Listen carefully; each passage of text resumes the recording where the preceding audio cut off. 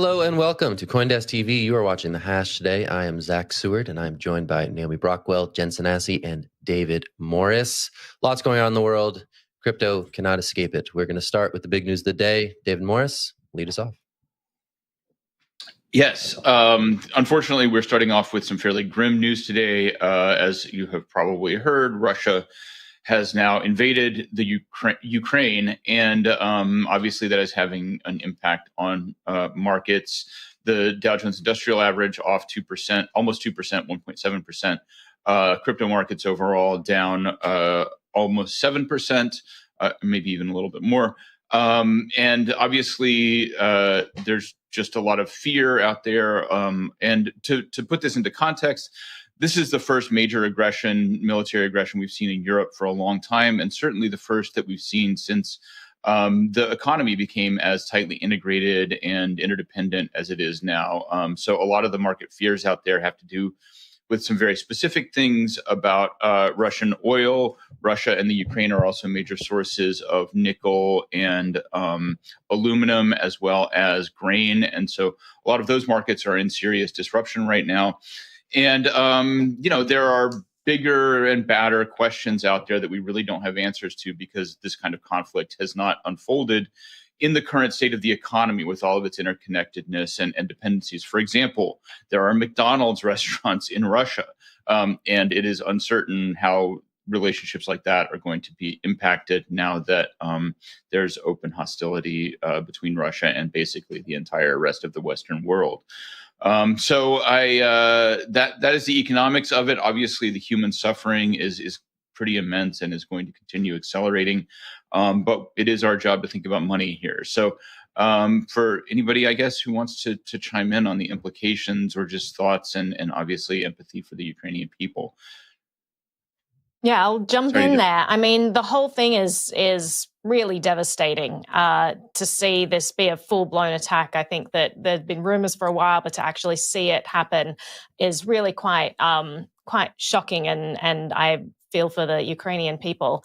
I think that when it comes to cryptocurrency, I mean, you see crypto take a huge dive. As David mentioned, this is all to do with fear. When crises happen, people are going to be pulling their money out of their liquid assets. They want to safeguard themselves. They're also worried about turmoil in those markets themselves. So some of it is this kind of preemptive, what's the market going to do, trying to front run that.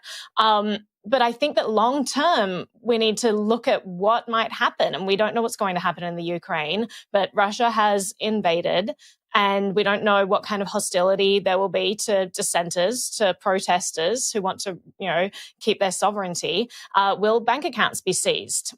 Is the Russian government, if sanctions are, continue, are they going to run out of funds and then start taking funds from citizens? These are all really important questions. And actually, we do have answers for solutions, because we've seen this across the globe. We've seen this in Cyprus. We've seen this in Venezuela. We've seen this in a lot of countries where assets just get seized. And so crypto and self-custody of crypto in particular is really valuable in situations like this. I know that Kiev has a pretty robust crypto scene. I visited I think it was 2017.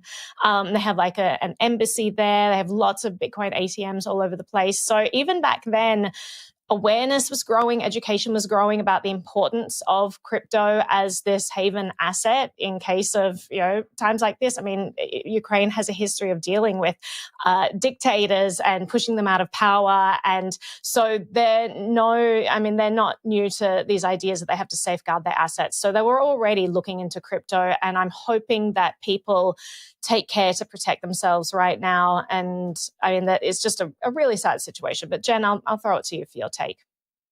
Yeah, just to add to what you're saying, we're seeing ATMs in the Ukraine run out of cash. People aren't able to take cash out as they're fleeing. And I think that is just an extra piece to add to what you're saying, Naomi. In cases like this, we can see if you have some of your wealth in Bitcoin or some other asset like that it may provide that extra added security and safety. I also want to touch on Twitter Safety tweeted a thread last night to just inform people, in conflict areas who are trying to get information out fast on social media. The thread, it kind of explains what to do if you're trying to protect your account, if anything happens to your account. So anyone who has family in the Ukraine or anyone who is there that is trying to get information out quickly, I think that thread is a great thread to read to just stay safe. David?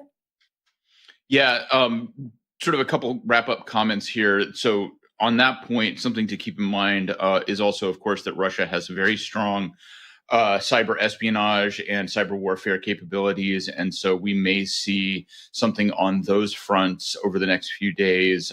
It's uncertain. It's hard to say exactly where that will go. One other point, though, to keep in mind in terms of the financial side of this in particular, obviously there is a huge amount of uncertainty right now, but it is important to keep scale in perspective. And Russia is, in fact, a quite small economy in the global scale. It actually has a GDP smaller than Texas GDP at this point. And so just in terms of long-term thinking, that's significant that, the impact may not be, there is systemic impacts, but it's not necessarily a massive disconnect. Another thing to keep in mind in terms of crypto, there has been some discussion, not necessarily official, but the possibility of taking Russia off of the SWIFT system, which is the interbank transfer system that is used by the rest of the world. And that could be part of the backlash or sanctions for what they're doing. And that would have a serious impact for people looking for alternative ways to move money around the world. I believe we are moving on to Naomi's story. We are. We're going to go to Canada and talk about what's going there. So apparently, Justin Trudeau has announced that he will repeal the emergency powers used to freeze $8 million from 210 bank accounts that were connected to the Freedom Convoy, the trucker protests going on there. He said, "We're ready to confirm that the situation is no longer an emergency." And he added that we're confident that existing laws and bylaws are now sufficient to keep people safe. I have a lot to say about his way of phrasing things here. One thing I will say is that people have started to learn how to keep their money safe there, which is a good start. Crypto has played an important role in getting money to people who need it, and not having their accounts seized because one person decides that, he doesn't like people pushing back against government actions. Very, very interesting to see all of this unfolding there, and really quite devastating. Actually, I've been chatting to a lot of Canadians who are actually there in the midst of all the protests, and just hearing the disconnect between the way corporate media has been reporting what's going on there and what they've actually been seeing on the ground is a very scary situation, seeing that disconnect. But Zach, I'm going to throw it to you for your thoughts. Yeah, I think this is going to be a really big story for crypto, even after, weeks and months after this sort of winds down. This is still going to be a really big story. This was like the story that got big time figureheads in the crypto industry talking about the importance of self-custodying your assets.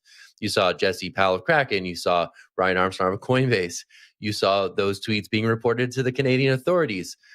This is that thing that I think a lot of people started talking about, right? What does it mean to be in control of your finances in an internet-connected age, in an age in which digital surveillance can be a fact of life, even in Western democracies? And I think this is going to be potentially, not going to make any predictions, but potentially kind of catalytic for opening people's minds to what digital currencies, what cryptocurrencies specifically can represent. And I think if we look back, 6 months from now to this point in time, it's going to be really interesting to see what has emerged out of some of these conversations that have come up. I saw Jen's hand, but I really want Naomi's thoughts on that. And then I think we should bump down to Jen. So Naomi, yeah, Jen, you go first. Your hand was up. Okay, I'll go super quick. So I totally agree with both of you. I think this is a really pivotal moment when it comes to education about the real benefits of crypto. And I wanted to point to a quote that was in the story you shared, Naomi. The United States Senator Rand Paul said he's been concerned about acts like the Emergency Act for a while. And his quote was, "We have the same sort of statutes here, and I have long been the opponent of these. We actually in the United States have an Emergency Act that allows the president to shut down the internet." And so I think this story and just the reporting and the socializing of what is actually entailed in these documents that we don't pay attention to, the Emergency Act, was created in 1988 in Canada, and it's only been, it was only put into action now in 2022, is really going to encourage people to open their eyes and look into the powers that governments have and what that actually means when it comes to our freedoms. But Naomi, up to you. Yeah, I just want to jump on something that Zach said earlier when he's talking about Canada really kind of being this illuminating moment for a lot of people. And there are so many detractors to crypto who have not been on board, who didn't see the point, who are like, I'm just going to use my Visa card. And suddenly now they're speaking out and saying, I see the benefit of it. Yeah, sure. I mean, the stuff was going on in all of these countries all around the world, but when it hits close to home, it's easier for people to recognize the threat. And that's what we're seeing now is people are seeing it close to home. They're saying, okay, this could happen for any group that dissents against the government. And, the government isn't always going to have your best interests at heart. Some people would argue that they never do. But it is important that all of these people are now seeing the benefits of all of this. And I think that all of this Orwellian, I can't handle the rhetoric from Trudeau right now, where he's talking about keeping the people safe and protecting people, especially after interviewing so many people on the ground there who are actually involved with this, whether they actually live in Ottawa or whether they're people who are passing through part of the protest. I'm hearing all the same story from them and a completely different story from the government, where he's saying this is about keeping people safe and, being there to support Canadians and all of this. I think that this was clearly a show of power to intimidate people who may dissent against what the government decides. And it's a completely authoritarian response. And it should be slammed by anyone who believes in actual democracy and not someone coming in and disallowing people the right to protest about what their own government is doing. I think it's terrible that these intimidation tactics have worked and have, dissipated these protests. And my heart goes out to all the people who are hurt through this entire process. So many people that I've spoken to have been hurt by the brutality going on there, the authoritarian crackdown on bank accounts where they just can't access their funds in times of desperate need. So this whole situation makes me so angry. And now that he's just smoothing it over and saying, we've protected Canadians and we're ready to move on, makes me so angry because people will forget about this so quickly in the news cycle. It's what happens every single time. But I hope that a little bit of that remains in people's memory and they realize that there are tools for freedom out there. They could be learning how to use them. They can be protecting themselves in situations like this, where it doesn't matter if the government shuts down your bank account. You have alternatives now. But I will throw it maybe to Zach well, actually, I throw it to David because I think we've heard from you on this one. Well, yeah, I think that I would just piggyback a little bit on your last comment that there will be, it will disappear from the news cycle, but the way that, I guess the meme of sovereign digital currency has spread is bit by bit. When these things happen, is always a small portion of people who get the message, who see the implications, who are maybe not watching mainstream media and getting that version of events, and who actually see the threat. So, this, I think Zach is right. This is going to be transformative on a long-term basis, though, because these lessons do take time to sink in. And I do want to especially note that I think that people who are calling out this as a real worrisome point, but have not been open to arguments on behalf of, say, people outside of North America, do need to spend some time reflecting on why this suddenly matters to them, and what exactly is different about it than other examples that are proliferating around the world. But that being said, I do think the message is getting home, and yeah, it's a word. But at the same time, this does reflect a broader trend, right? We have governments who are more willing to take these kinds of actions. And emergency acts definitely are all over the place. These things are in place in many different governments. Zach, all right, I'll jump in there to wrap it up. We have a transition. We're going to go from the world of geopolitics to some other stuff, starting with NFT auctions at Sotheby's. CoinDesk was on the ground for this one last night. Bit of a plot twist in what was supposed to be a major CryptoPunks auction that was ultimately canceled. Stick with us. It's The Hash. We'll be back after the break. Hey, I'm Isaiah Jackson, host of Community Crypto and author of Bitcoin in Black America. You're watching CoinDesk TV?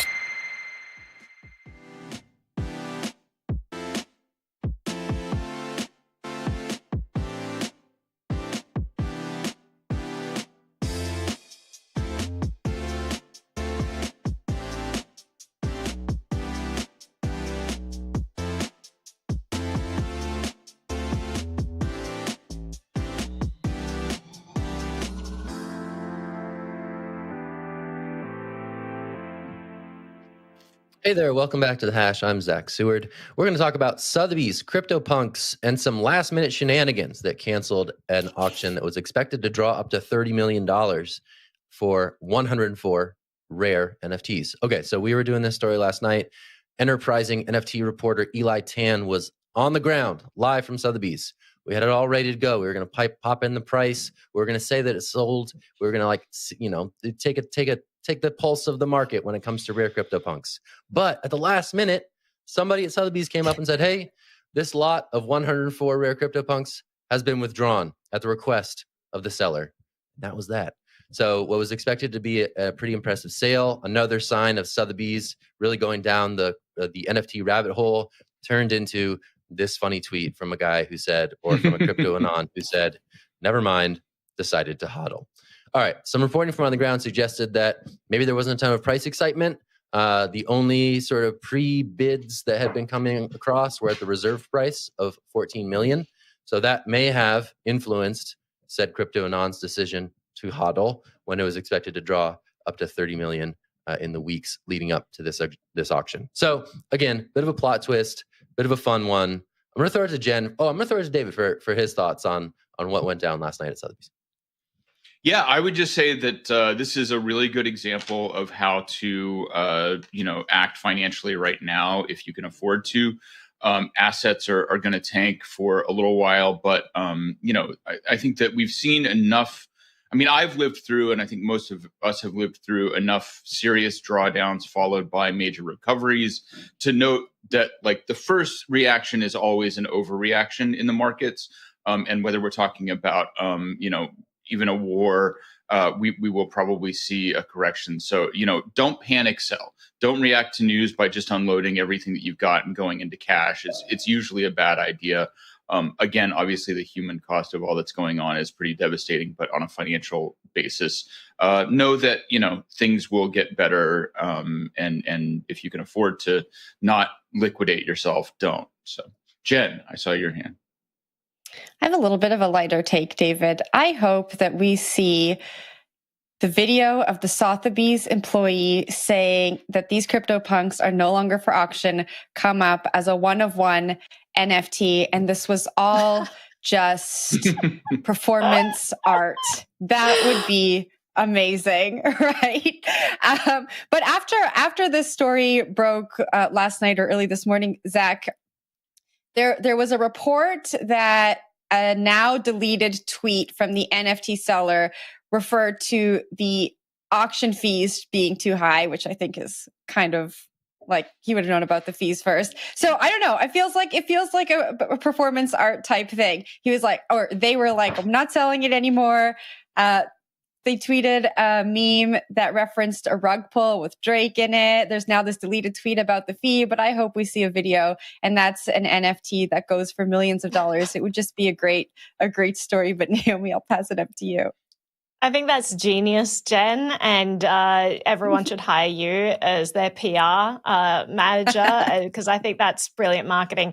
I mean, it's interesting. I did have the same kind of suspicions of conspiracy there, like how much of this was premeditated. But then again, the markets aren't too hot right now, so it makes total sense if they were thinking they were going to collect a whole bunch of money and then it's just not going to work out that way. I'd probably change my mind as well. But yeah, part of me did agree with you. I was just like, how much of this is just like them getting more attention for this? Maybe it's leading up, like if they eventually do sell it, maybe it'll be worth even more, or so many things like that going on now. But Zach, I'll throw it to you for your thoughts. Yeah, I mean, it was just a funny one, but yeah, I'm recalling the Banksy that was auctioned and then went through the paper shredder once the gavel closed. So I think maybe Jen is onto something. But yeah, it was just funny to watch this one play out in real time. We were expecting this big sale, and sure enough, at the last minute, Sotheby's got rugged by this crypto anon who got cold feet, whether it was the fees, the market, or whatever, and has funny. To their credit, done their best to sort of ride the meme for maximum entertainment. So, yeah, just a funny little footnote in NFT mania history, right? What was going to be the second or third big NFT sale from Sotheby's, ultimately the plug was pulled at the very last minute because the seller thought it just wasn't going to work out for them. So I don't know. I like the casualness. Bit of light news. Just Yeah, not going to work Never out. mind. Decided to huddle. It's like, Yeah. It was like I was just so embarrassed, right? Like you have an entire room of people waiting on this, and then you're like, never mind. I decided to huddle. Like the goal of that. Crypto people are hilarious. I have to give it. They're hilarious. Yeah, Ja Rule was there. This was a relatively star-studded Ja Rule was there. Auction house. Yes, great. Eli can confirm that Ja Rule was in attendance and was not given the opportunity to bid on this lot of rare punks. But yeah, it was just, I don't know, just a funny crypto story. Yeah, all I got. All right, let's change gears. Jen, I think you're wrapping this up today.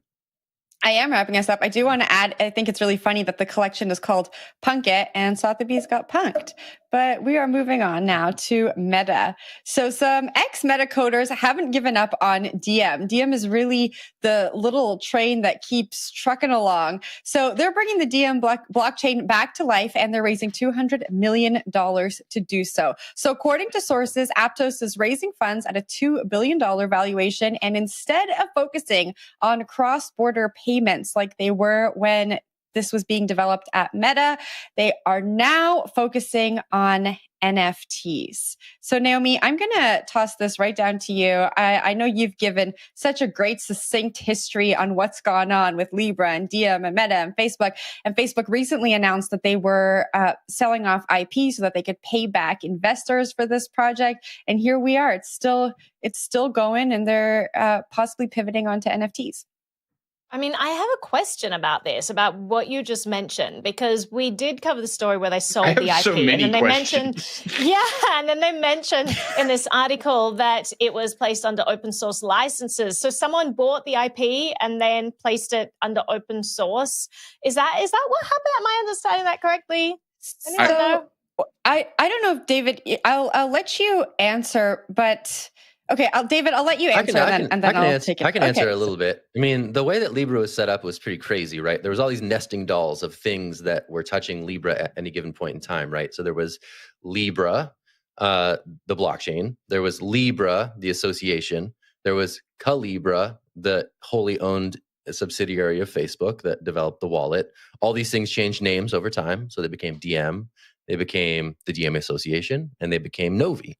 And I think what was sold to Silvergate Bank and was confirmed by Facebook, now Meta, of course, at the time, was that I think most of the assets related to the tech work at Novi were the things that were sold out. But like the Libra white paper, for instance, is open source, right? The Libra blockchain, like it's open source, right? So this new team, Aptos, is one of several who are looking to take that engine and apply it to different ends, right? So I think, interestingly, they wrote a blog post this morning that came out, and then I was able to do some reporting around the investment community, basically about what was going on. And in the blog post, there's a very conspicuous omission. There's no mention of stablecoins. There's no mention of cross-border payments. That's not what they're going for. That was the thing that poked the hornet's nest, right? That was the thing that killed Libra in the end. That stuff is not mentioned. They just say, hey, there's a really good blockchain here. There's a really good general purpose blockchain here. And we think that if we have enough money, we can make this really fast and scalable blockchain work just as good as some of these other newer blockchains that have emerged in recent years. So that's a story. It's a crazy story. Libra is a story that will never die. And this is just the latest example of it in what could be really interesting, but who knows? David? Yeah, I'm puzzled by this and deeply skeptical. In all of my work on Libra /Diem /whatever, I never came across anything suggesting that there was some innovation in the consensus mechanism or anything actually novel or particularly exciting about the underlying blockchain technology. And the real value in starting up a new blockchain right now, the real growth opportunity is basically if you can offer a scaling solution for people on Ethereum. Other than that, the proposition for a new layer one blockchain is pretty thin. And frankly, I don't find, I don't suspect that people who were involved with Meta had all that much motivation to investigate like DeFi or things like that. I question whether they're integrated enough into the culture to really be pursuing that path. And once you take away the basket of foreign currencies that was supposed to back the Libra stablecoin, I'm unaware of what exactly the functionality is supposed to be.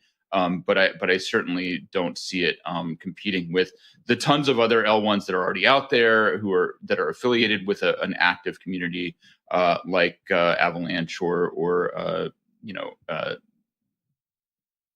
any of the other. Sorry, I saw everybody's hands go up at the same time though, so I'm just gonna have to throw it out there. I mean, I'll start. I mean, I want to dispute you on that. I mean, look at like Terra, right, which is based on Cosmos. Like, that's not an EVM chain. It has a huge community now. Huge, lots of value is locked on Terra, right? So, Avalanche probably didn't have a huge community until like 6 months ago. When did it launch on mainnet? So there's still room here, I think. And you hear a lot of talk about sort of the multi-chain future. And, it's still early. Like, this could be a chain that captures developer interest, user interest, and the loads of money that come with it. Some investors, according to sources, seem willing to make that bet. Others are like, no, I'm not going to fund the Libra white paper. That was a terrible idea the first time around. We're not signing that check. So, I mean, there's people in the investment branding is powerful, so there is a different. rationale there for sure. But yeah, it's going to be interesting to see what comes of this. Yeah. I was going to say kind of the same thing, Zach. I was going to say that blog post they wrote, they really hit the words, I think, that resonate with VCs who want that mainstream adoption. They talk about being safe and credible and fast, and the user experience is going to be great, and it's going to be cheap. And we're the team that was at Meta that helped bring this to life. We were the researchers and the creators. And so I just think they're hitting all of those words, and they're obviously getting buy-in from investors, and it could be interesting, or the story could continue to drag on for the rest of time and they can continue pivoting. But I think they hit all the right words in that post, and they're obviously doing it with investors too. But Naomi? Yeah, just on that note, Jen, so what their description says is the safest and most production-ready blockchain in the world. So immediately I was just like, what kind of jargon is that? That's like the safest marketing and most production-ready. Like, I mean, what a ridiculous way to phrase it.